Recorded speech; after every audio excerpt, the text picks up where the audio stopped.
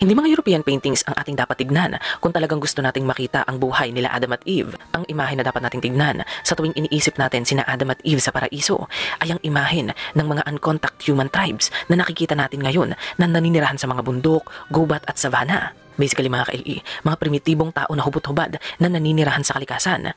Sila ang tunay na imahen ni Adam at Eve sa paraiso. Sila yung version ni Adam at Eve na hindi kumain ng prutas sa puno ng kaalaman at karunungan. Sila yung version nila Adam at Eve na hindi sumuway sa Diyos, kaya hanggang ngayon naninirahan pa rin sila sa paraiso o sa hardin nang walang saplot.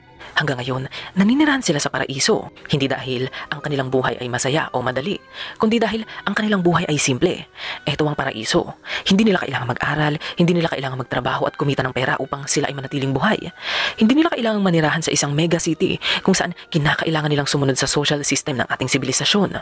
Bakit pa nila gagawin ang lahat ng bagay na yan kung ang lahat ng kanilang kailangan ay nasa kanilang paligid na? Ngayon mga ka-LE, balik tayo sa ating theory tungkol kay Yahweh at sa Anunnaki brothers na si Enki at Enlil. Iniisip nyo siguro kung na-record din ba ng Bible sa kwento ni Adam at Eve ang point of view ng dalawang Diyos na ito, no? Well, na-record nga sila ng Bible.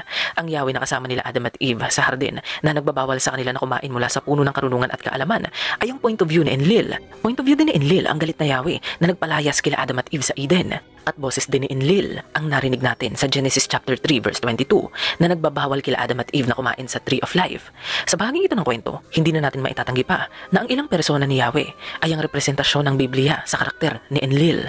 Dahil tulad ni Yahweh, hindi lang ang karunungan ang ipinagbabawal ni Enlil sa mga tao, dahil mahigpit din niyang ipinagbabawal na makamit ng tao ang buhay na walang hanggan. Ngayon mga ka-LE, nasa naman kaya ang point of view ni Enki sa kwentong ito? Si Enki ang inirerepresenta ng ahas na nakausap nila Adam at Eve sa hardin.